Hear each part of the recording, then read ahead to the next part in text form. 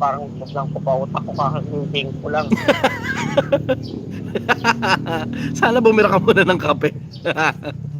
O sige, tuloy. Brother, Sige. matagal na ako brother nag-iintay sa'yo na sinasadya ko brother na magising ng maaga kaso lagi akong nalilate na pag nakita ko ilang minutes muna bago ka nagsigid sa pag-live.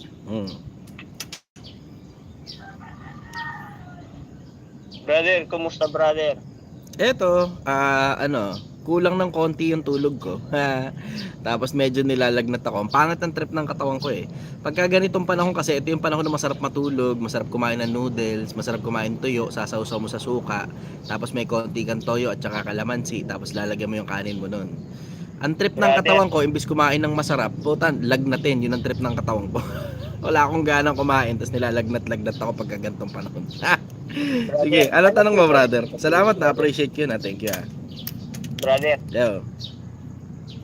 ano ba ibig sabihin ng tabaan yung utak sa paaralan o tabaan yung utak sa dito sa tunay na buhay? Ganda ng tanong mo. Ibig ko sabihin doon sa tabaan yung utak, kung ano man yung topic na interesado ka, o kung ano man yung hanap buhay na gusto mo, o kung ano man yung bagay na gusto mo sa buhay, i-research mo ng gusto. May internet na tayo, o kung wala ka mang access sa internet dahil taga-bundok ka, which is hindi most likely, kahit naman taga-bundok ka, may access ka pa rin sa internet. Kasi nakikinig ka sa akin ngayon. Pwede ka naman magtanong doon sa mga taong nakarating doon sa mga bagay na gusto mong marating sa buhay, sa kanila mo na itanong diretso kung paano sila nakarating doon, para hindi mo na kailangan mag-trial and error. Tapos makakat na rin yung corners nung ang tawag nila learning curve. Kesa pagdaanan mo pa yung mga bagay na kailangan mo pagdaanan pag nag-trial and error ka, na pumapalpak ka mayat maya, di itanong mo na lang doon sa mga talagang nakakalam o i-research mo sa internet. Yun ang ibig ko sabihin na tabaan mo utak mo. Gamitan mo rin ang common sense at the same time. Kasi kung sa paaralan bro, mahina din ako bro eh. Lagi namang merong mga areas na mahina ka pero may mga areas din na malakas ka. Yung mga areas na malakas ka, dapat alamin mo yun. Yung mga areas na mahina ka, alam mo naman na kung saan ka mahina eh. Pero dun sa mga areas na malakas ka, yun ngayon yung bombahin mo, bugbugin mo ng gustong umalam ng mas marami pa dun sa mga malalakas ka. Para tripling down your strengths, tapos being competent na lang dun sa mga bagay na hindi ka masyadong magaling. Katulad halimbawa sa akin, hindi naman ako sobrang galing sa math eh. Meron akong konting alam sa math, pero hindi sobrang galing sa math. Ang forte ko logic, ang forte ko impromptu public speaking, ang forte ko konting philosophy, konting religion. Doon ako ngayon nag-i-stick doon sa mga bagay na kabisado ko. Kaya tinan mo, pansinin mo, hindi ako masyadong mahilig na calculations dito. Kumakalkula ba ako sa inyo? Nakikigamit nga ako ng calculator sa mga katabi ko kapag ka nandito ako at naka-live at may kailangan kwentahin. Diba? Bro, Muslim ka bro? Hindi brother. Secret mo lang yun brother ha. Okay. Sabihin ko ron. Doon tayo sa tanong mo brother. Go, follow up question. Brother, tanong ko lang pala brother. Bakit brother, sabi nila brother, masama daw mag mura. Ano ba ibig sabihin ng putang ina? Generally, yung salitang putang ina, ibig sabihin, ang ina nagpuputa. Pero sa Pilipinas, naging common expression yan ng mga tao na meron pang ruling ang Supreme Court na hindi mo pwedeng idemanda ang kahit na sino pag sinabihan ng putang ina. Naging naging common na expression yan ng mga Pilipino. Ako naman, in my case, I am not using it as a form of maligning people. I am using it as a form of catchy phrase, kung tawagin nila sa social media, hook kung tawagin, para makuha ko attention ng audience ko.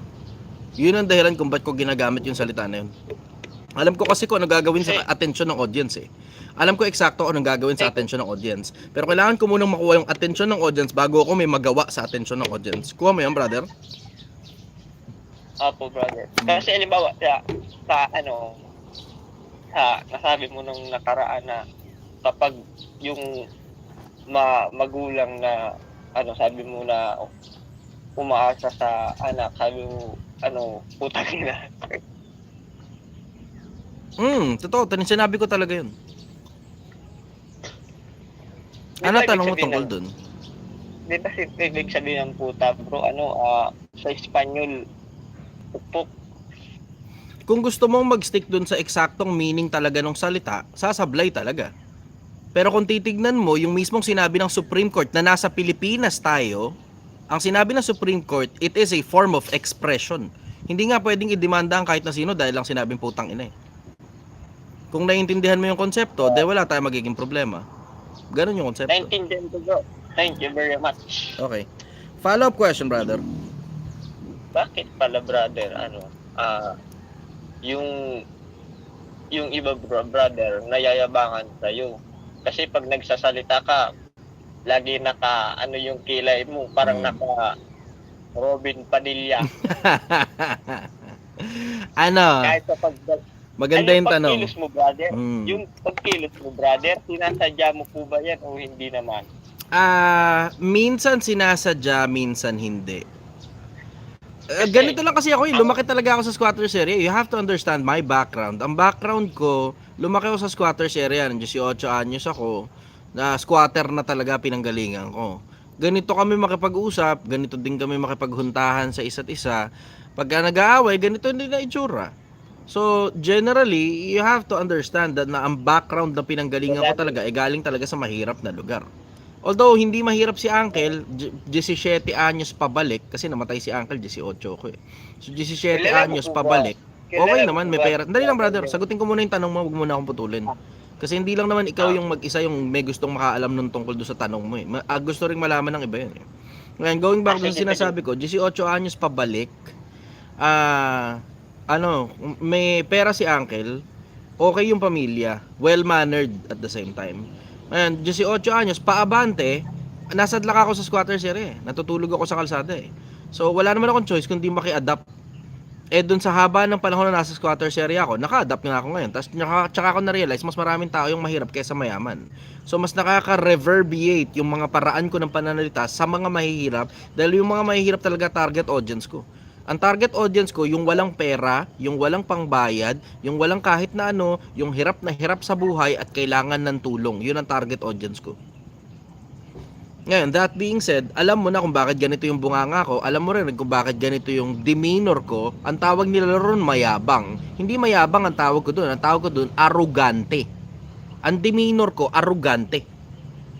Hindi mayabang. Kasi ano ba ibig sabihin ng mayabang? Yung mayabang, nagsasalita ng mga bagay na hindi totoo para pataasin social standing niya. Wala naman akong mga bagay na sinasabing intentionally hindi totoo, tapos ang dahilan nun para pataasin lang yung social standing ko. Diba? Hindi ako interesado sa social climbing, kung di mo napapansin. Ako yung isa sa mga influencer sa social media na hindi yayabang-yabang ng mga sports car, ng mga relo, ng mga kung ano-anong kaletsehan ng mga putang inang bobong influencer sa social media. Yan, mapapansin mo. Mapapansin mo yun. Ako ang pinopromote ko, katalinuhan, katinuan, katikasan ng mga lalaki, ang mga babae maging responsable, ang mga lalaki maging matitino. Yan ang ipinopromote ko eh. Magtapos kayo ng pinag-aralan dahil importante ang diploma dahil nasa Pilipinas tayo. Huwag kayong maniniwala sa mga putang inang siraulo na kesyo hindi na wag na raw ikang kumuha ng diploma, dumiskarte na lang. Yan ang pinopromote ko sa social media eh. So you have to understand the bottom line of things. Ngayon, yung mga tao na I have come across to them as someone na mayabang o arrogante, then it is a mission accomplished. Kasi gusto kong kunin ang atensyon ng mga tao eh. At ang pinakamabilis na paraan para makuha mo atensyon ng tao, ang tawag rage bait. Rage bait. Yung tunog ng kayabangan, yung tunog ng kaarogantehan, yung tunog ng galit. Madaling makakuha ng atensyon ng mga tao yan. A good public speaker understands his audience very well. At ang audience ko, ang majority ng audience ko, mga mahihirap na tao, and I prefer it that way. Yung mga mahihirap, yung mga walang pera, walang pambayad, ayaw rin lang naman sa inyo ng mga influencer, na mga siraulo, dahil wala nga kayong pambayad sa kanila, dahil nga mahal ang serbisyo nila, akin na lang kayong lahat. Tulungan ko kayong tumalino. Ngayon, kung saan nyo gustong gamitin yung pera, I strongly suggest gamitin nyo sa katinuan. Para ma-convert mula sa pagiging pera o kayamanan dito sa buhay na to, papunta sa kayamanan, papunta sa kabilang buhay. Kasi kung hindi nyo napapansin, tayong mga tao na mamatay tayo. At hindi habang buhay tayo, hindi habang buhay malakas tayo, malinaw ang isip natin, you have to invest in your afterlife. Kung hindi ka naniniwala sa kabilang buhay, at least man lang magkaroon ka insurance, baka kasi sakaling may kabilang buhay pala. Yun ang sagot ko ron. Follow-up question, brother. Naniwala ako bro sa tunay na buhay kasi pag hindi ako naniwala, baka kamentiyero tayo niyan. Oo. Sa akin, hindi naman ganun ka ano eh. Ate mo, ito ibig ko sabihin kayabangan. Ate mo. Sabi ni Brainrot TV. Kaya tama talaga yung ano eh, tama yung pangalan niya, Brainrot TV. Kaltokan kita eh. 'Di ba? Yan ang kayabangan. Nagsasalita ka ng mga bagay na hindi mo kayang gawin para pataasin yung social standing mo. Feeling mo kinataas ng pagkatao mo yan, Brainrot TV. Nandito ako ngayon sa Domsa Viewpoint sa Angono, Rizal. Domsa Viewpoint sa Angono, Rizal. Pwede kang pumunta rito ngayon na mismo, Brainrot TV. Aantayin kita kung darating ka rito para kaltukan ako.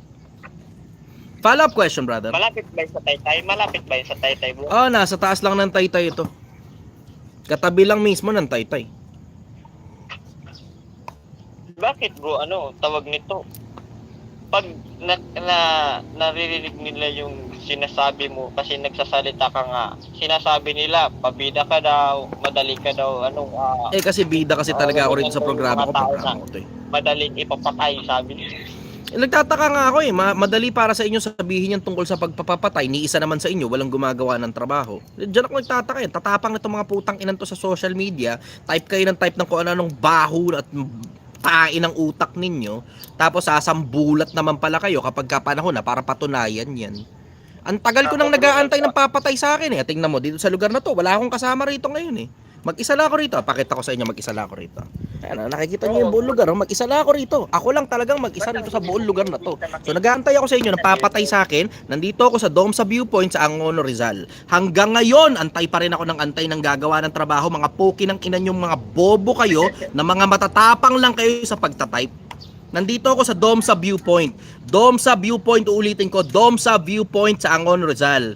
Magdala kayo ng maraming baril ninyo, magdala kayo ng maraming tao, maraming bala kasi pumapalag ako. Hindi lang ako pwedeng magpakamatay pero excited na ako sa kabilang buhay. Excited na ako sa kabilang buhay, pero bobo ako sa mga putang ina ninyo na mga banta kayo ng bantang papatayin ninyo ko, puputulin nyo titi ko, papakain nyo sa akin, kakaltokan nyo ko. Asan na kayo? Asan na kayo? Bakit puro kayo type? Ang tatapang yung hindi nyo kayang gawin sa tunay na buhay Mag-isa lang ako dito, pumunta kayo rito ngayon. Mga kalahating oras, nandito pa rin ako. Bilisan nyo na lang, magmotor na kayo, bilisan nyo, pumunta kayo rito. Bro. Ano yan, brother? Bro. Follow-up question. Bago ka bro magpapatay bro, tanungin kita bro, nakatira ka na ba ng babae? Brother, invalid yung question. Walang pakinabang ang taong bayan doon sa tanong mo. Joke lang. Doon tayo sa may pakinabang sa'yo at saka sa mga tao. Sorry. Sige. Bro, bakit bro? Pinapatulan mo sila bro? Pumapatol ako kasi wala namang mas dakilang kamatayan kaysa doon sa pinatay ka ng mga tao dahil nagsasabi ka ng katotohanan. 'Di ba? Walang mas dakilang kamatayan. Kung makakapili na rin lang naman ako ng kamatayan ko, pipiliin ko na patayin ako ng tao. Hindi ko gustong mamatay sa kalsada na nagmamaneho ako ng motor o ng kotse tapos nabangga ako tapos wasak yung ulo ko o natutulog lang ako tapos hindi na ako nagising o inatake ako sa puso, dinala ako sa ospital, ang tagal pa bago ako namatay o tipong parang na-stroke ako tapos lantang gulay pa ako tapos hatak-hatak ko isang parte ng katawan ko. Hindi masarap na kamatayan yun. Ang pinakamasarap na kamatayan, binaril ka ng kung sino man o pinugutan ka ng ulo, yun ang pinakamasarap na kamatayan dahil sa pagsasabi ng katotohanan at dahil sa Panginoon. Yun ang masasabi ko ron. Excited nga ako Hanggang ngayon, wala pa rin gumagawa ng trabaho Tangina, kaduduwag ninyo mga putang inan nyo. Nagtataka talaga ako Ang daming death threats, ang damakmak. Kung nakikita nyo lang yung inbox ko parang halos 3 yata sa isang linggo kung magka-death threat ako. Hanggang ngayon, wala pa rin gumagawa ng trabaho, putang ina. Kabobobo na itong mga putang inan to. Hindi kayo marunong pumatay ng tao. Ang tatangan nyo naman. Hanggang bunganga lang kayo, hanggang buladas lang kayo. Ang dami niyong pinagsasabi tungkol sa akin, tapos hindi niyo naman pala kaya yung mga pinagsasabi. Follow-up question, brother. Bro, nakuha ko na rin yung pati yung pagmura mo, hala ako nito sa simbahan. Alam mo, simple lang naman eh. Ang buong mundo, merong mga bagay na makakabuti para sa'yo, may mga bagay na makakasama para sa'yo. Ibig mo sabihin sa dami ng katinuan na inilabas ko sa social media, yung pagmumura ko pa yung nakuha mo, pambira ka naman talaga. Oh. Pero bro, alam ko na yung kung ano yung sasabihin ko doon, ipapaliwanag ko sa kanya. Mm. Sasabihin ko, hindi masamang sabihin Hindi brother, magkaiba tayo. Magkaiba tayo. Ako Ah. social media influencer, ikaw hindi. Private entity ka eh. Pag kinopya mo yung katulad ng pagmumura ko, katangahan sa panig mo yun. Yung sa akin, ginagawa ko yun para makuha ko atensyon ng mga tao. Ikaw, pag ginawa mo yun, para lang kunin ang atensyon ng kausap mo, katangahan yun sa panig mo, brother. Pwede mo naman makuha yung atensyon ng kausap mo nang hindi ka nagmumura eh, 'di ba? Sabi mo, hindi ba ikaw Chester, o magagawa mo rin naman 'yun? Oo, magagawa ko rin 'yun, pero ang target audience ko yung mga nasa ilalim ng lipunan at nagre-reverberate sa kanila ng husto 'yun. Eh hindi naman ganoon ang target audience mo. Target audience mo mga kaibigan mo lang, mga kakilala mo lang, kung sino-sino, pamilya mo. Binabangga Ganun. mo mga influencer. Okay ka na, brother? Binabangga mo brother mga influencer ano. Oo. Follow-up question, brother. Brother. Hello. Ito pa isa pang bobo. Harold Benot. Sabi niya unprofessional attitude daw. Bobo ka lang talaga, Harold. Ano ba ibig sabihin ng professionalism? 'Di ba? It's choosing your actions and words based on how people will react on it rather than based on how you really feel. O baka hindi mo alam kung ano ibig sabihin ng salitang professional. Pinipili ko yung mga salita ko para maramdaman eksakto ng audience ko yung gusto kong iparamdam sa kanila. Pero dahil bobo ka, hindi mo alam kung ano ibig sabihin ng professionalism. This is professional, stupid fuck. Anyways, follow-up question, brother. Bakit brother maraming kupal hindi na lang nakikinig sa iyo na may matutunan pa? Siguro dahil isa yung masakit kasi ako magsalita. It takes some time bago ma-convert ang isip ng mga tao from being someone na total stranger papunta sa galit sa akin dahil sa tono ko at saka sa mga pananalita ko. Sama mo na rin pati pagpili ko ng salita at pagtatahi ko ng mga salita para makabuo ng idea na dumarating sa kanila at hindi nila gusto yon. Tapos paglipas ng panahon, dahil hindi nila gusto yun, makaka-create ng galit sa kanila yon. Tapos magagalit sila dahil masakit ako magsalita, natatamaan sila, o baka talagang busalsal lang talaga yung bunganga ko sa pandinig nila. Tapos pag nagalit sila, regular sila magko-comment, regular sila manonood. Tapos paglipas ng ilang panahon, they will understand that I fucking make sense. Tapos pag na-realize nila, nagme-make sense na ako, hindi pa magiging fans yung mga yan. Magiging audience lang yan, regular viewers lang. Neutral lang, kumbaga. Tapos tsaka pa lang mata-transition from being pessimist to being optimistic tungkol sa mga bagay na sinasabi ko. And some of them will agree with me. Tapos pagdating ng panahon na ma-agree na sila sa karamihan ng mga bagay na sinasabi ko at sobrang konti na lang ng mga bagay na hindi sila ma-agree, then I have converted those people from being my bashers to being my fans. Yun ang sagot ko ron. Follow-up question, brother. Okay ka na? Brother, Mm-hmm. totoo ba brother na kahit din kahit bata o matanda bro, wala sa edad bro yung pagiging tama bro. Totoo yun. Wala sa edad ng pagiging tama. Minsan bata ka, tama ka. Minsan naman matanda ka, tama ka. Minsan parehas na bata at saka matanda, mali. Wala sa edad ng pagiging Kahit tama. matanda, bro, nakikita ko kupal eh. Anyways, kuha muna ako ng bago, brother, kasi medyo maikli lang yung oras ko eh. So, since nakarami ka naman na ng tanong, okay na muna yun for now, ha? Sige. Okay. Thank you, brother. Bye-bye. Okay. Yan, next tayo. Victor Carpio. Kuha muna tayong bago. Limitado lang yung oras ko eh. Baka siguro maximum lang na 1 oras talaga ako dito sa YouTube live. Sandali lang talaga. Sa mga nakapollow sa akin, ano nyo nga muna, paki-share nyo nga muna tong post na to. Alam nyo naman eh, wala naman akong perang kinikita rito eh. Diba? Yeah. YouTube at saka Facebook. Alam nyo naman, wala akong kinikita rito eh. May pumapasok na pera, pero hindi mo mako-consider na kita yung kulang pa yun para sa puhunan dito. Ha? Victor, ikaw na. Halika na. Type ka pa ng type dyan. Ikaw na inaakyat ko, Victor.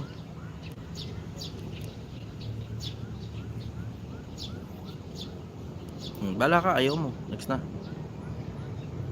Alvarado Dexter. Okay.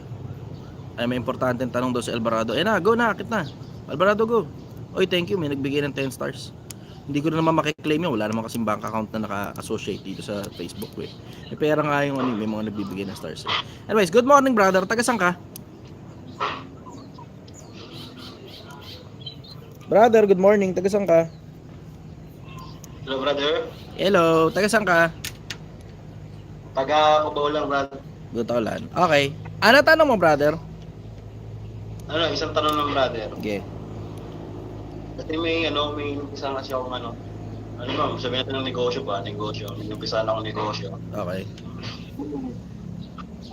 Parang nakikita ko kagad siya na mag-fail yung negosyo. Tapos parang tinanggihan kagad ako ng loob. Ano yung pwede mong maipayo sa akin para magtuloy-tuloy? O kaya pwede kong gawin para hindi panghinaan ng loob. Teka. Nakikita mo na mag-fail yung negosyo? Oo, kasi parang parang bago lang. Kumbaga, sinubukan ko lang kasi gawa ng subok lang, sugal lang ba? Sinugalan ko lang. Kung alam mong lakas lang ng loob ang kailangan mo, hanapin mo kung saan manggagaling ang lakas ng loob, brother. Kung alam mong lakas ng loob lang ang kailangan mo. Pero kailangan mo rin ungkatin kung nagme-make sense pa ba na ituloy yung negosyo. Kasi may mga negosyo, hindi lakas ng loob lang ang kailangan. As in, may mga paluging negosyo talaga. Kung alam mong palugi yung negosyo at talagang wala talagang customer, puta matuto ka brother, sara mo na. Hindi sa dinidiscourage ito sa pagnenegosyo, pero mas okay na yung meron ka pang round 2 pag nahimasmasan ka dun sa lahat ng mga pagkakamaling nagawa mo nung una, kaysa completely naubos lahat ng pondo mo. Tapos wala ka na ngayon, tapos ipit ka na ngayon, tapos kailangan mo na uli mag-empleyado, tapos tad ka pa ng utang. You have to be logical, brother. Ang negosyo hindi nadadaan yan sa palakasan lang ng loob, hanggang dun lang, palakasan lang ng loob. Hindi nadadaan sa ganun yan, kailangan mo rin maging logical dyan. Kaya nga yung mga iba, natatawa ako eh. Puta, kailangan daw ikaw lumabas sa comfort zone, kailangan mo lumabas sa comfort zone. Okay, paano ba yung paglabas sa comfort zone? Kailangan mag-business ka. Paano pag-business? Sasali ka sa amin, bibigay mo yung pera mo sa amin, payayamanin ka namin. Putang ina. Ganun pala yung pag-business, ano? Bibigay mo yung pera mo sa kanila, tapos payayamanin ka nila. Ulupong. Tanginang yan. Hindi lahat ng bagay, brother, nadadaan sa palakasan ng loob. May mga bagay, you just have to face the consequence of your actions and you have to face the consequence of your incorrect decisions. Bakit naging mali yung mga decision? Kasi bago ka pa lang, nagpa-practice ka pa lang. And it's okay na malugi kapag bago ka pa lang. Hindi mo alam kung gaano karaming negosyante yung mga nagsimula sa sobrang daming lugi muna bago sila pumaldo sa negosyo, brother. Minsan matuto ka ng konsepto na let me teach you a concept para sa akin. Ito ang konsepto ko sa negosyo. Ang konsepto ko sa negosyo, means of income lang yan. Means of income. Parang laruan ba? Laruan. Ano ngayon ang gagawin mo pagka nasisira na ang laruan? Ang laruan, pag nasisira, magtatanong-tanong ka kung paano ayusin. Pag hindi kayang ikaw mag-aayos, hihingi ka ng tulong sa iba para ipaayos yung laruan mo. Tapos pag talagang alam mo nang hindi na kayang ayusin, pwede mong ibenta sa iba, baka sila kaya nilang ayusin yun, o ilaglag mo na yung mismong negosyo. Ang negosyo parang laruan. The sooner na maintindihan mo yung ganong konsepto, the sooner na maiintindihan mo na hindi panghabang buhay lahat ng sinisimulang negosyo. May mga negosyo talagang bound, destined para bumagsak. And that's okay. Bakit? Sino namang nagnegosyo ang kahit kailan hindi ka naging tanga paminsan-minsan? Nagnegosyo ka, kahit kailan hindi ka naging bobo paminsan-minsan. Nagnegosyo ka, kasi simula mo pa lang at pinakaunang negosyo yan, biglang paldo kagad, talagang sobrang galing mo na kagad. Hindi ganun, brother. Kailangan mo talagang pagdaanan yung mga failures para maintindihan mo kung saan ka pumapalpak, saan ka bumabagsak. Minsan, yung kababagsakan mo, hindi sapat para ibagsak yung buong negosyo. Pero minsan, bangkarote talaga yung negosyo dahil sa kababagsakan na nangyari. Nagkamali ka ng posisyon ng lugar, o nagbabayad ka ngayon ng pwesto, tapos tago yung lugar, tapos di mo alam paano yung ma-market yan. Alam mo, babagsak talaga yan. Ganun. Ngayon, natuto ka na, moving forward, alam mo na alin lang sa dalawa. Either ilalagay mo sa tagong lugar, pero bobombahin mo ang marketing mo, para malaman ng mga tao nag-i-exist ka dun sa tagong lugar na yon, o ilabas mo sa highway. Ganun, na parang isang daan, nakikita na kagad ng mga tao yan. Ito pala, meron pala rin yung tindahan ng kung ano man. Tindahan ng condom. Bala ka na kung ano may tinitinda mo. Ganun. O nakuha mo yung konsepto, brother, na kailangan mong maintindihan kung saan ka nagkakamali, kung saan ka pumapalpak. Ang negosyo, hindi lahat ng pagkakataon, puro lakas lang ng loob yan. Kailangan mong alamin kung saan ka pumapalpak, kailangan mong alamin kung saan ka bumabagsak, tapos kailangan mong tapalan yung mga butas na yon ng tamang pantapal sa butas. Sana maunang matapalan yung butas bago maubos ang pondo mo. Nakuha mo yun? Nakuha, brother. Yun na mismo. Ganun mismo ang kailangan mong gawin. Kesa lakas-lakas lang ng loob bibigay ko sa'yo. Hindi, bibigyan kita logic. Hanapin mo kung saan ka nagkakamali. Hanapin mo kung saan ka nagkukulang. Yun ngayon ang tapalan mo na butas. Sana maunang matapalan yung butas na yun bago maubos ang pondo mo. Kuha mo yun? Okay, brother. Okay, brother. Okay. Follow-up question, brother. Yun lang, brother. Yun lang. Thank Okay. you, thank you. Thank you very much. Thank you po. Okay. Boss, okay ba na nakikipagsabayan ka sa presyo sa paligid mo? Bukod sa presyo, kailangan makipagsabayan ka rin sa customer service. Na ikaw yung pinaka-paborito ng customer mo. Para kahit itaas mo ng konti yung presyo mo, sa taas ng konti kaysa sa kabila. Pero dahil sa convenience na nakukuha sa'yo, na hindi nila nakukuha sa kabila, tapos sa kabila nabuburat sila, edi sa'yo na lang bibili kung konting barya lang naman ang pinagkaiba. Gets nyo yun? Ayun, yan ang sagot ko rin. Okay, next tayo.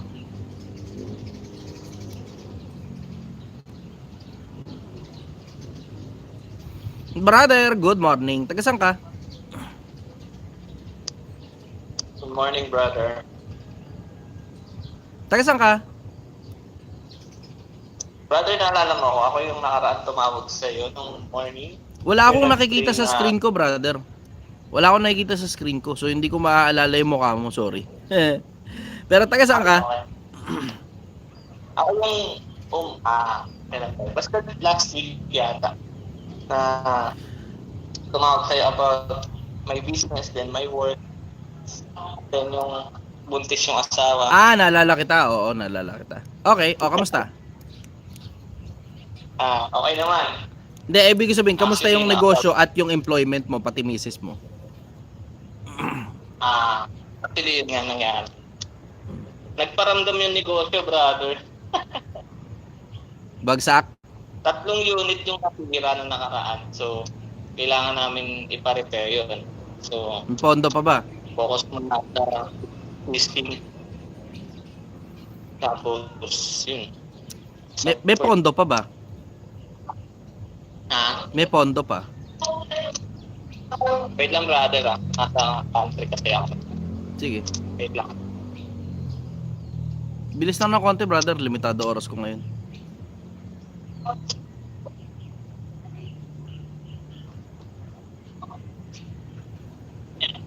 Five, 4, 3. Wait lang, sir. Wala. Brother, maraming nakikinig eh. Sige. Bilis lang ng konti kasi limitado oras ko, brother. Ulitin ko, may event ako mamaya. Limitado oras ko, kailangan ko, I need to get as many people's questions as possible. So wag mo na akong pagantayin. Kung hindi kaya, baba mo na muna, next time na lang. So, okay na, brother. Okay na ako. Okay, sige. Thank you. Next na muna tayo. Red Belyaza. Etong araw na to, hindi ito normal na araw. So pagpasensyahan nyo ng medyo nagmamadali ako kasi matutulog ako, tapos may event ako mamaya. Maraming tao, lalo na mga negosyante, yung darating para makausap ako mamaya. Mahigit 50 tao yung darating mamaya, puro negosyante pa. So mataas ang standard ng mga tao na yan, nakakahiya naman sa kanila if I will let them down dahil lang kulang ako sa tulog. Good morning, brother. Taga saan ka? Hello, brother. Taga Binyan. Binyan, As okay. always. Ano tanong mo? Eto, meron tayong kasabihan na loyalty turns into leader. Ano ang mas mako-compare niyo? Loyalty or faithfulness? Brother, hindi ko gets yung konsepto na kumuha ka ng dalawang konseptong alam mo namang positibo, hindi mo na lang pagsabayin yung dalawa na yun. Sa akin, pagsabayin mo na lang. Walang sense na paghiwalayin yung dalawang bagay na positibo eh. Parang ano yan, diskarte o diploma? Ba't kailangan pang paghiwalayin kung pwede naman pagsabayin? Lakas o talino? Ba't kailangan paghiwalayin kung pwede naman pagsabayin? Halos hindi ka naman malalagay sa crossroad na kailangan mo pang pamili doon sa dalawa eh. Ba't di pagsabayin mo na lang? Gets mo? Sabagay. Kasi meron kasing part na ang loyalty is na abuse. Oo, pero halos hindi ka naman Bawal lang. malalagay sa ano, brother, sa alanganin na mapapapili ka pa between loyalty at saka faithfulness eh. 'Di ba? Kailan ka huling nalagay sa alanganin dun sa punto na kailangan mo mamili kung loyal ka ba o faithful ka? Sige nga. 'Di ba? Ang hirap sagutin ano. Employment. Sige, bigyan mo akong detalye. Kung loyal ka ba o faithful ka? Ang yun nga yung tinatanong ko about the bibigyan.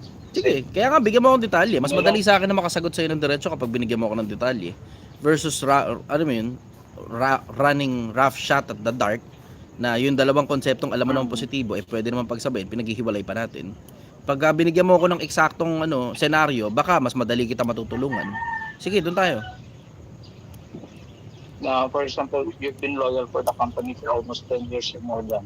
Tapos bigla silang pumili sila ng mga empleyado na kailangan tanggalin at natutunan nila. Even though na binigay mo ng lahat, nag-extra effort ka naman dun sa company, marami naman siguro naka-experience nun. Ano nangyari? Tinanggal ka? You know? O hindi na importante yung loyalty at saka yung faithfulness mo sabay. Tinanggal ka na eh. 'Di ba? Hindi ka napunta sa crossroad. Ang nangyari, kay loyalty pa yan o faithfulness yan, hindi na importante. Ang bottom line, tinanggal ka na. Nakita mo? Ayun. Klaro ko. Oo. Wala ka naman magagawa pagka tinanggal ka na. Ang bottom line yan, simple, tinanggal ka na. Kahit ano pang loyal mo dyan, kahit ano pang faithful mo dyan, tinanggal ka na. So hindi ka napunta sa crossroad kung saan kailangan mo mamili doon sa dalawa. See? Yeah. Follow-up question, brother. Yes. Meron tayong dito sa mga batang 90s.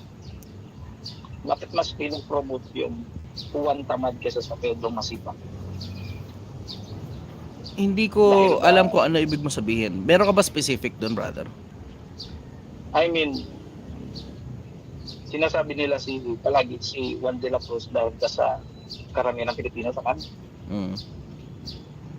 And hindi nila na na-highlights lalo yung mga trabaho ni Pedro, and na ipopromote nila yung pagiging tamad ni Juan rather than pagiging masipag ni Pedro. Paano na po promote yung pagiging tamad ni Juan? Doon sa concept na pinopromote sa atin nung elementary tayo at high school na si Juan tamad at si Pedro hindi napapansin yung sinabi niya. And much more nare-reflect dito sa society natin na kung saan makikita mo sa top 10 richest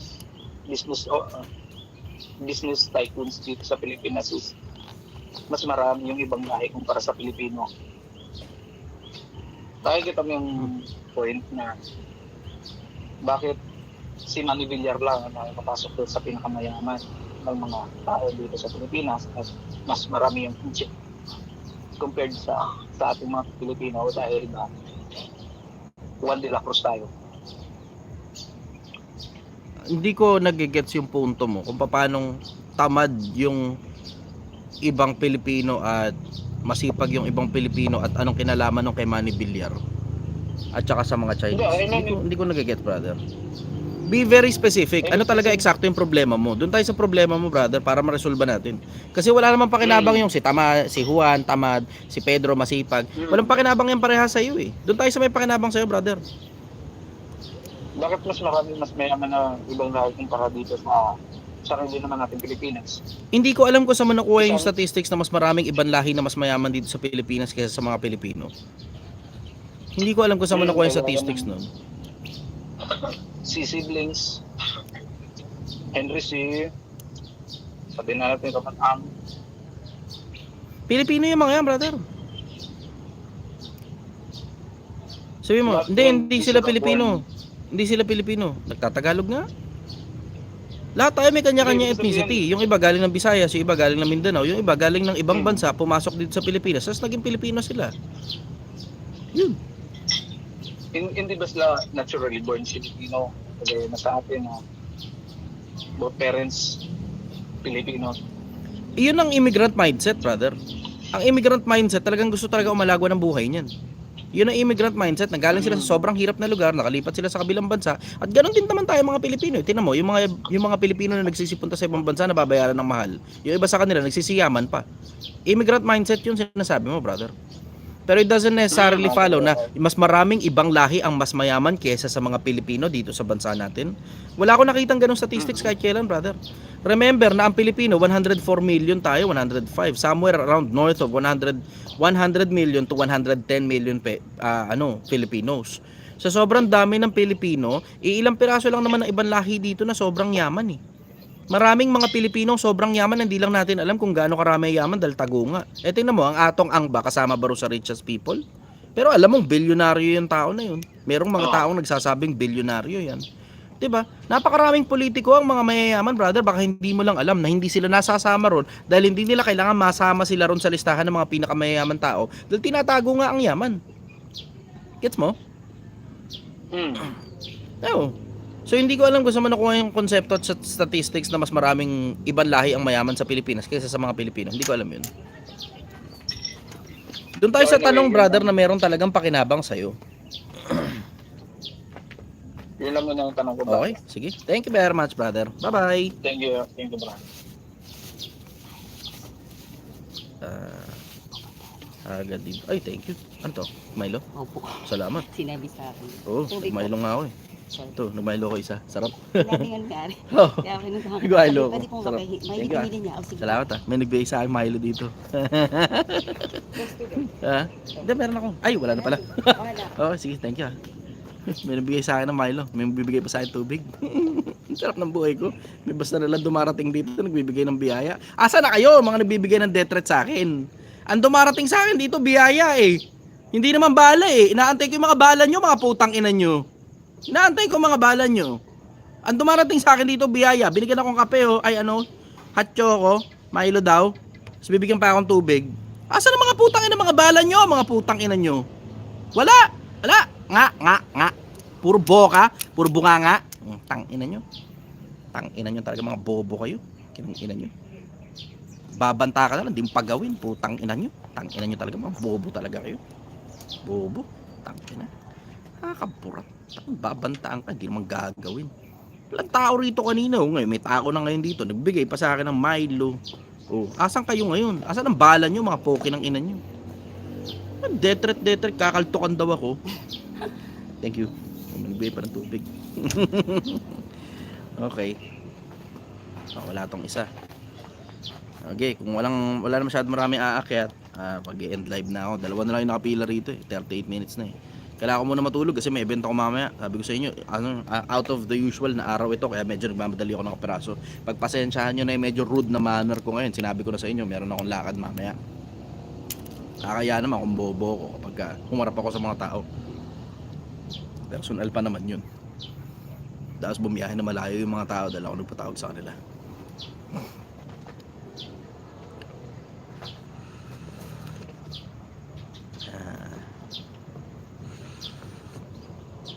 Yung mga nagre-request na umakyat sa live, pagka inad ko na kayo, umakyat na kayo sa live. Ito, Salvador. Oh, sige. Kayo yung nagre-request umakyat sa live eh. Tapos kapag inaakyat ko kayo sa live, hindi naman kayo maakyat. Hindi nyo kino-confirm. Sarap. Sarap ng Milo.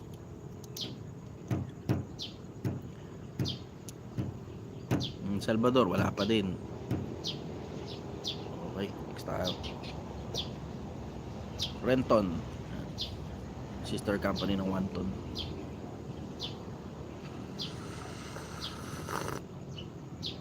May live event po ba mamaya? Oo, meron. Pero secret lang muna yung kung saan yung location kasi ang dami masyadong gustong umattend eh. Ang daming laman ng inbox ko, grabe, sobra. Hindi ko ina-expect. Dapat yata i-delete ko na yung post na yun eh. Ilang araw lang naman yun. Idol, nakakabilib ka, educational background niyo po? Wala, putang wala akong pinag-aralan.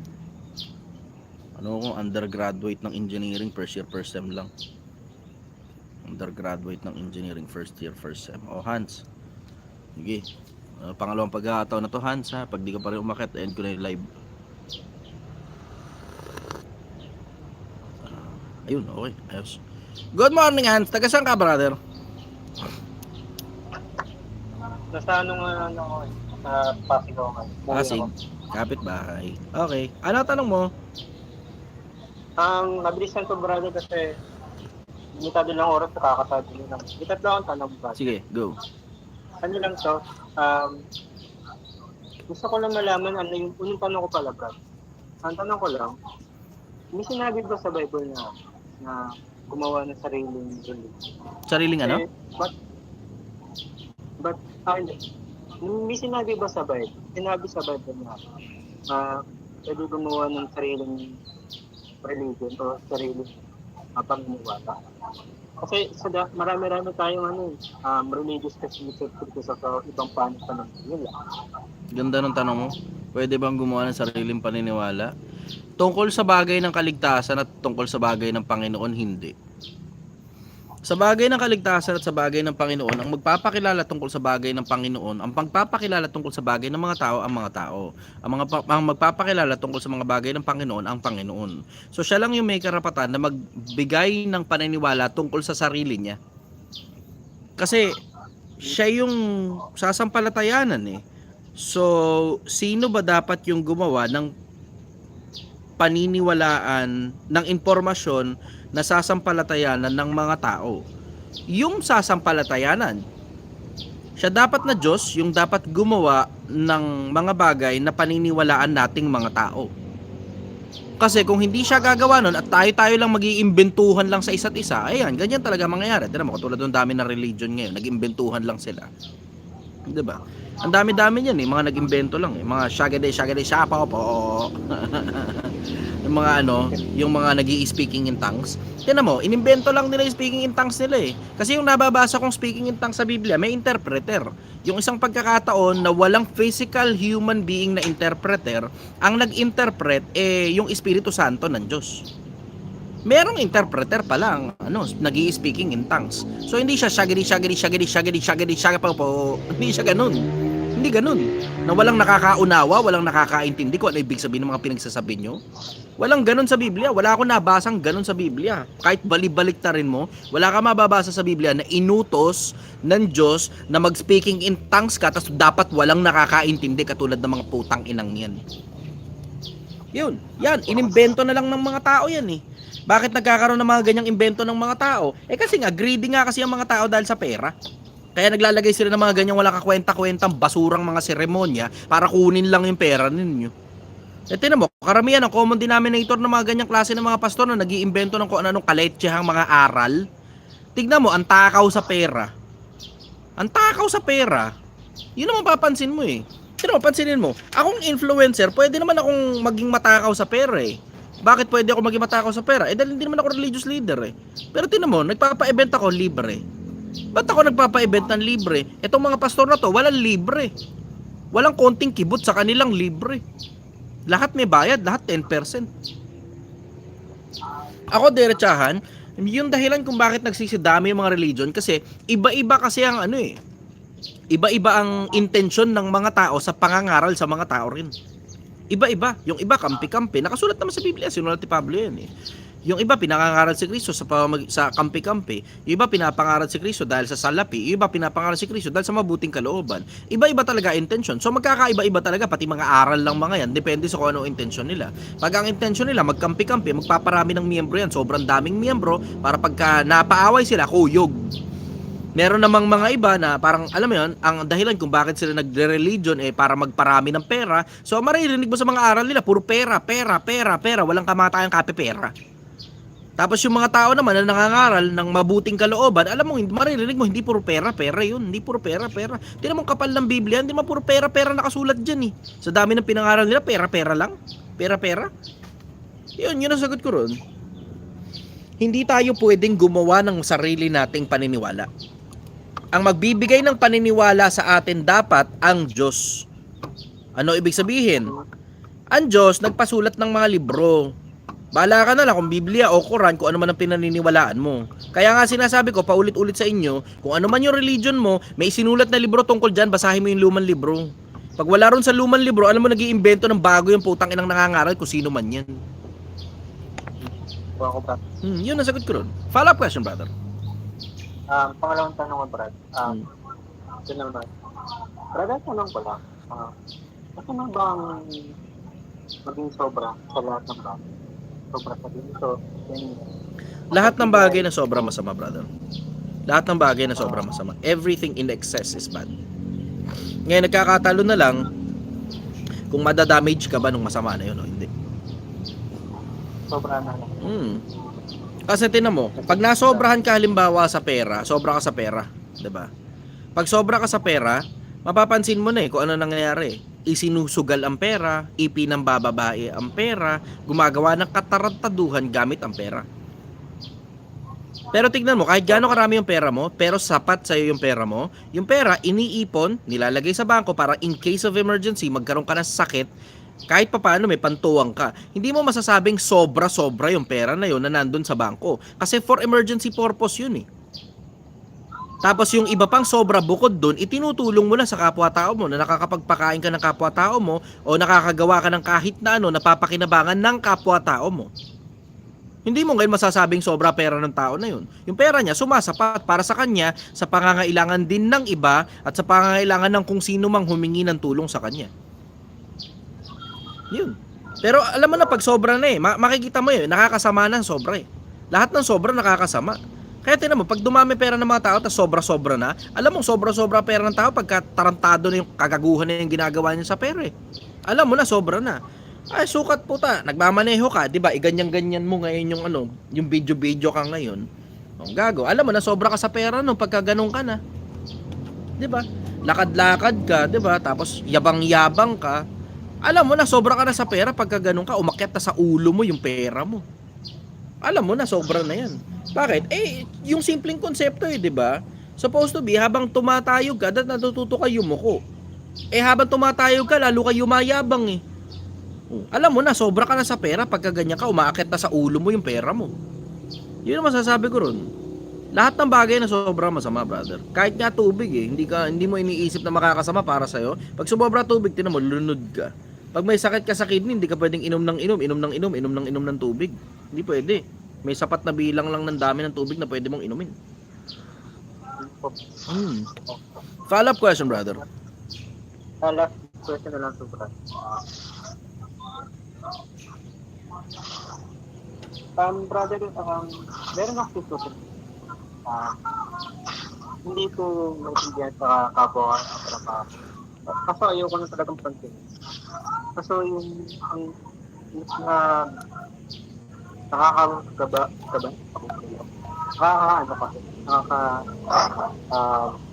ano nga ang tamang term nito? Inis. Hindi ba nakakainis? Ano yun? Nakakainis na siya kaso sabagay toxic din kasi sa coworker ko. Ako kasi brother, sa lahat kasi ng coworker ko, ako na lang yung parang walang part. Sabi ko naman sa kanya, hindi ako interesado in maghanap ng karelasyon kasi may tool ako sa sabi ko. Tandaan mo na, ba't hindi ka pa nag-gas? So, wala naman kasi pakialam yung sarili akong saka kasi tuloy-tuloy naman. Every day, every week, every year na lang. Kasi mo lang po. Ano, kamag-anak mo yan? Ano katrabaho mo? Kamag-anak mo yan, katrabaho mo? Katrabaho. Para na lang ito nakakasama. Okay. Yung kasi ang problema, pag regular mo nakikita Yun ang problema, pag regular mo nakikita. Sa akin kasi medyo rude ako sa ganyan Oo, medyo rude ako sa ganyan. But ang tanda mo na, wala ka pa ring asawa. Putang ina mo, ikaw nga, ang taba mo, pinakialaman ko ba? Masama ugali ko sa mga ganyan. Putang ina yun, nakikialam ko sa buhay ko sa ayoko pa mag-asawa yun, papakialam mo. Diba? Sa ayoko pa mag-asawa malay mo, bakla pala ako. Medyo malabo nga lang yun. Pero malay mo. Diba? Pero sa akin, bottom line, putang ina mo, pinakikialaman ba kita? Diba? Pakikialaman mo ko. Kung nagtatanong ka lang sa akin, sige, sasagutin kita. Pero paulit-ulitin mo ko dyan, hindi na pagtatanong na, pakikialam na yan. Diba, wala ka pa asawa? Eh, wala pang binibigay ang Diyos eh. Waiting pa ako eh. Baka nabigyan na ako, hindi ko lang napansin. Lumampas lang, ganun. Ewan ko. Hindi ko alam. Pero, hindi ko masagot eh. Tangina mo eh, ba't pa kasi nakikialam ka? Diba? Ganun. Oo. Wala talaga eh. Wala eh. Tangina, lahat ng lumalapit sa akin babae, boba eh. Nakakainis eh. Alam mo yung parang pagka romantically inclined yung lapit? Hindi naman lahat ng babaeng lumalapit na literal lahat ng babae. Because yung mga romantically inclined yung lapit, ganun. Boba eh, takina, senda mo ako ng bubus mo. Takina, hindi kita makikitang panghabang buhay na makakasama. Ulul ka. Sinenda mo ako ng bubus mo eh, tanga ka eh. 'Di ba? Senda mo ako ng pepe mo, ganun. Tapos wala naman tayong usapan tungkol diyan. Basta lang out of nowhere. Basta nalang lumitaw yung bubus mo sa inbox ko. Diba? May mga ganyan guys, hindi nyo alam. Pag influencer ka, merong ganun. Oh, at least ngayon, naintindihan nyo na. Ang hirap kaya magtiis kapag influencer ka, putang ina. Minsan makinis pa yung pepe, putang inang yan. Sabi ko, kinis ang pepe mo.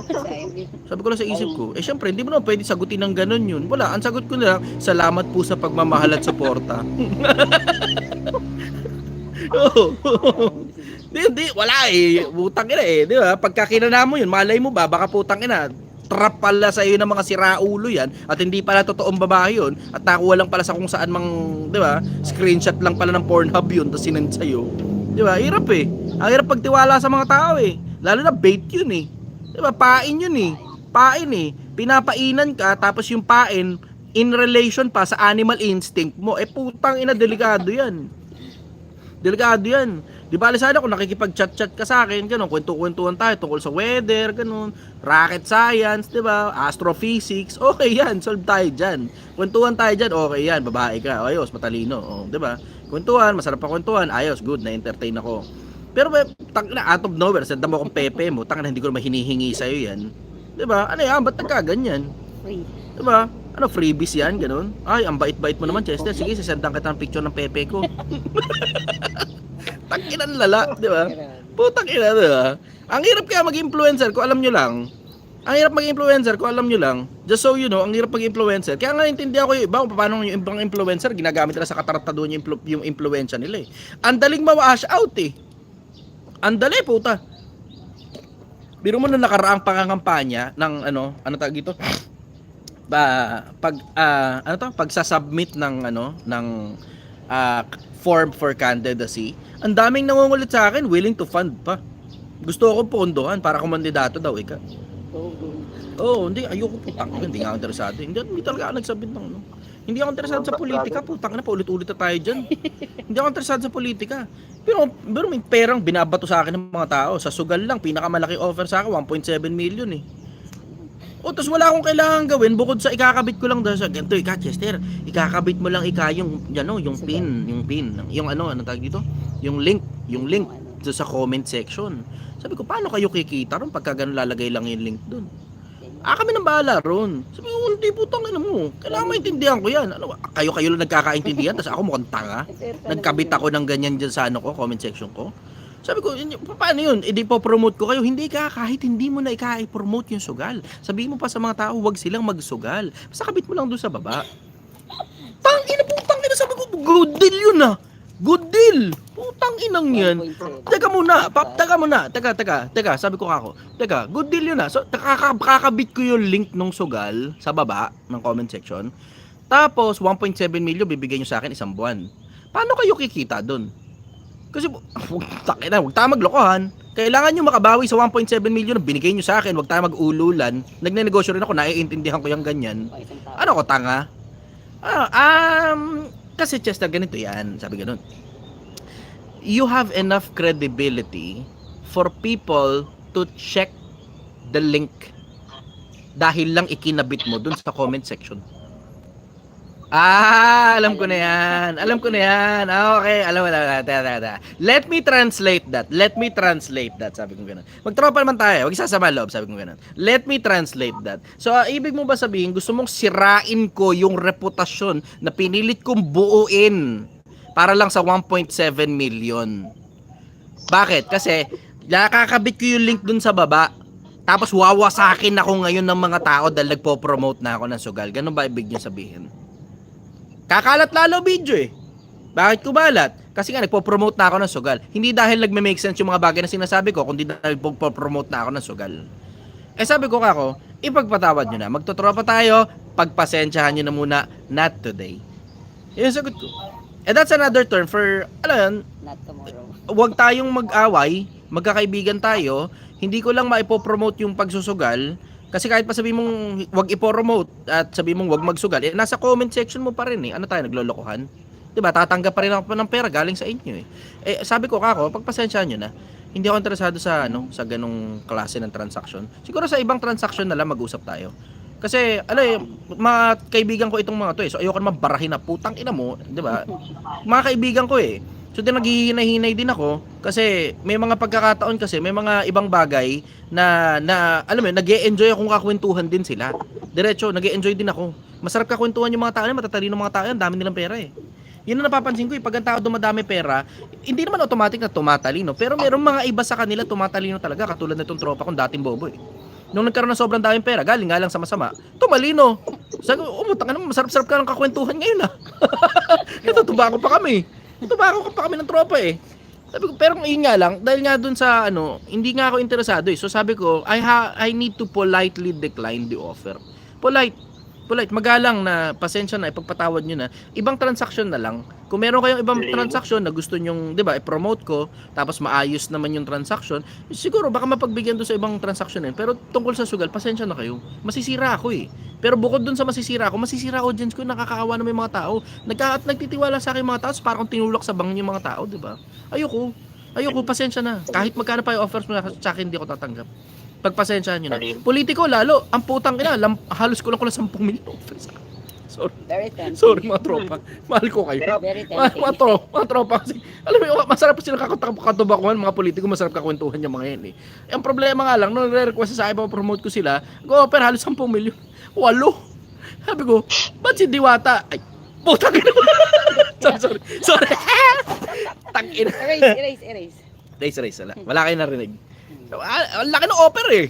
Ang laki ng offer sa akin. Very tempting ba? Oo, sobra. Eh, ito nga lang. Sabi ko ako, diretsuin nyo ko. Ang bayad dyan sa posisyon na yan, kapag ka nahalal ka, ayoko sabihin mo eksakto magkano. Basta maliit lang. Definitely, hindi ka aabot ng 8 billion. 8 milyon. Hindi ka aabot ng 8 milyon. Hindi ka aabot ng 8 milyon. Sabi ko ako, paano nyo babawiin yung pera? Yan naman parang sagot. Ang sagot sa akin, Chester, alam mo naman may SOP na yun eh. Di ba? Takina nyo talaga. Putang ina nyo. Sorry, sabi ko ako, I don't want to be a part of that. Alam mo, nagkakaintindihan tayo dyan. Magtatropa tayo. Sigurado, nanonood sa akin yung iba rito eh. Doon nakaraan nga, isa na. Doon nakaraan, isa nanonood eh. Sabi ko ako, Rod, magtatropa tayo ha. Magkakatubako tayo ha. Magkakasama tayo. Magkakainuman tayo paminsan-minsan ha. Wala naman ako sinabing pangalan ninyo eh, 'di ba? Wala ako sinabing pangalan ninyo, wala ako sinabing posisyon, wala ako sinabing kahit na ano. Basta sinabi ko lang kung magkano yung offer sa akin. Pero di ko naman sinabi kung sino yung nag-o-offer eh. O, 'di ba? So, goods tayo ha, malinis tayo ha. Tayo, magtotropa tayo. Nagkakaintindihan na tayo diyan. Pero gaya nga ng sabi ko, mamamatay na ako, hindi na ako tatanggap ng pera galing sa masama, puta. Ulit-ulit na lang tayo dyan eh. Ulit-ulit na, ayoko na ng pera masama, putang ina. Pagbigyan nyo naman ako magbagong buhay, putang ina nyo naman, para kayong mga gago eh, di ba? Pagbigyan nyo ako magbagong buhay. Gusto ko lang maging mabuting tao. Bigay nyo na lang sa akin yun, mamamatay na ako eh. Bigay nyo na lang sa akin yun. Konti na lang yung buhay na meron ako eh. Diba? Pagbigyan nyo na ako makapagbagong buhay, baka sakali, dahil sa lahat ng katarattaduhan ko, na alam nyo rin naman yung iba ron, baka sakaling may pag-asa pa ako sa kabilang buhay. Bagong buhay na ako, pagbigyan nyo na ako. Diba? Hindi naman ako nagpapakalan sa inyo eh. Alam niyo naman yan eh. Tangina, nagkakaintindihan naman tayo eh. Pag nag-uusap tayo, tinuturo ko rin naman kayo mga korap kayo mga putang ina niyo eh, 'di ba? Pag tayo na lang 'yun, dinuduro ko kayo, alam niyo na 'yun. Pero pag social media, hindi ko na binabanggit yung mga pangalan niyo dahil alam naman ng lahat ng mga tao, lahat ng politiko, korap kahit ano pang panig mo. Kay Marcos yan o Duterte, parehas lang sila. Parehas lang nakakakuha ng pera yan. Nagkakatalo na lang kung gaano karaming damage yung nagagawa versus gaano karaming, 'di ba, magagandang proyekto yung nagagawa. 'Di ba? Ganun lang 'yun eh. Pare-parehas lang naman. Huwag tayo maglokohan. Lahat ng politiko tumatanggap ng pera galing sa taong bayan. Ano ba naman? Hindi nyo pa ba naman alam 'yun? May SOP. Alam na ng halos lahat ng Pilipino yun. Alam na ng halos lahat ng Pilipino SOP. From 20% nga, inangat pa ng 40%. Ang putang ina talaga. Sabi ko, putang ina nyo talaga. Tulungan nyo naman yung taong bayan. Para kayong gago eh. Lahat na lang kayo nagsisiyaman pagpasok nyo ng politika eh. Diba? Maging tapat naman kayo. Putang ina nyo naman eh. Diba? Laban ka na kasi. Hindi nga eh. Ayoko nga eh. Hindi ko nga kailangan ng politika eh. Para kayong gago eh. Ito eh. Sa patong putang ina to eh. Ano, papondahan mo pangampanya ko. Hampal ko na sa'yo pera mo. Hindi ako interesado sa pera ng mga politiko. Maliban na siguro kung politiko ka, bibisita ka sa akin dito, kakain ka sinigang, ayos lang. Kumain ka na sinigang, pinaghanap buhayan namin yung sinigang na yan, di ba? Pero babayaran mo ako, papromote kita, papasa ko dyan, pasensya ka na. Hindi ko gagamitin yung influensyang ipinagkatiwala sa akin ng mga tao para itulak sa baki ng mga tao. Ayoko, kayo na lang, pasensya na kayo. Sorry hindi ko talaga matatanggap eh. May alam mo sila, talino itong mga putang ng politiko natin. Nagkaguntuhan kami nito nakaraan lang. Kung nakalive ka. Ang putang ina mo nakalive pala ako. Hindi, wala ko naman akong pinapangalan eh. Wala akong pangalan. Wala akong binibigyan ng pangalan. Nag-iingat ako. Dahan-dahan ako. Okay. Sabi, takina talaga. Sabi ka to. Alam mo, Chester, ganito yan eh. Upo pa siya ng maayos. Ina, gumanong pa. Tumaw kami. Upo siya ng maayos. Sabi, alam mo, ganito yan, Chester eh. Siyempre, di ba, may mga politiko talagang malaki damage na nagagawa. Eh, yung sa amin naman, very minimal lang eh. Diba? Sa atin, very minimal lang. Sabi gano'n, SOP lang yan eh. Diba? Tapos, nabibigay naman sa mga tao para sa mga tao eh. Pero, one way or the other, Chester, kailangan mo mag-promote ng politiko na palagay mo makakabuti para sa taong bayan. Oh, tang-ina mo. Doon ako dinali. Tang-ina, gag. Sabi ko, putang ina mo talagang hayop ka talaga eh. Putang ina mo talaga eh. Sabi ko, tang-ina. Sabi ko, alam mo kayo mga putang ina yung politiko, ang gagaling yung magtahi ng salita. Ano? Eh malas nyo, mas magaling ako magtahi ng salita kaysa sa inyo. Kaya nga napapaturo kayo sa akin eh, di ba? Kaya nga ayoko kayong turuan eh, di ba? Yung isa, tangina, willing to pay 1 million pa eh. Tuturuan ko daw yung anak niya, hindi siya. Yung anak niya kung paano mag-public speaking. Sabi ko, yoko ka ako. Tangina, kurap kayo eh. Alam niyo naman yan eh. Grabe, Oo, diretso lang. Tropa naman kami. Tropa naman kami. Lahat tayo. Ako, sila, yung mga politiko, ordinaryong taong bayan, religious people, lahat tayo may kanya-kanyang baho. Na, nagkakaintindi na tayo doon, ano? Lahat tayo may kanya-kanyang baho. Lahat tayo may kanya-kanyang katarantaduhan, lahat tayo may kanya-kanyang kagaguhan, lahat tayo may kanya-kanyang kasinungalingan, lahat tayo. Oh, pagka dinuduro nila ako ng ganon, dinuduro din naman nila ako ng mga dating gawi ko eh. Sa akin sila nagsisilapit doon sa mga problema nila eh. Ganun lang naman yun eh. Ako naman nagbabagong buhay na. So yung mga dating bagay na ginagawa ko dati, hindi ko na ginagawa ngayon. Hindi mabuti. Pipilit ako na maging mabuting tao. Pwede mo sabihin baka nagpapanggap na maging mabuting tao. Kasi yung sa umpisa magpapanggap ka lang eh. Sa umpisa impokrito ka lang eh. Hanggang makabit mo sa sistema mo, tapos tsaka magiging totoo. Sana talaga matanggap ako ng Diyos sa langit. Putang ina, yun ang ultimate na success para sa akin. Ibig sabihin, nung una, panggap-panggap lang. Hanggang masanay. Kailangan mo talaga magpanggap para masanay ka eh. Sa umpisa ka ipokrituhan lang eh. Ganun yung sa umpisa sa kaipokrituhan lang. Yung alam mo yung, 'di ba, nakikita niyo naman, 'di ba? Noong nakaraan, nagsuot-suot pa ako ng sapatos, 'di ba? Tapos sabi ko, ako magja-jogging na ako. Hanggang ngayon, hindi pa rin ako nakakapag-jogging. Putang inang 'yan. Ang ginawa ko, lumangoy na lang ako. Hindi rin lang naman gumagana takbo-takbo. Dahil langoy na lang, gapang-gapang na lang. Ganun. At least ginagawa ko ng paraan yung katawan ko. Kahit sabi mo medyo ipokrito talaga, pansamantala. Ganun talaga. Kasi itong Milo na ininom ko, diba, madaming asukal din naman ito eh, diba? O, pero at least lumalungoy-langoy ako, diba? Panggap ka more. Papanggap hanggang maging totoo na.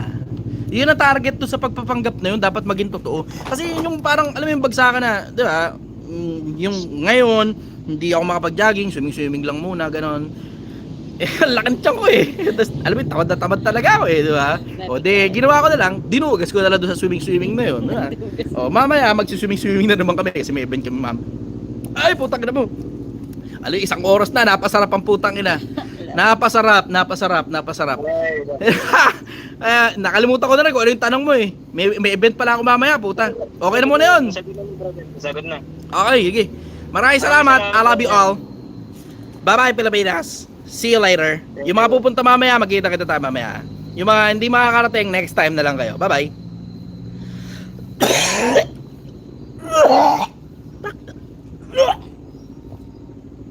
Ba't may acid reflux pa rin?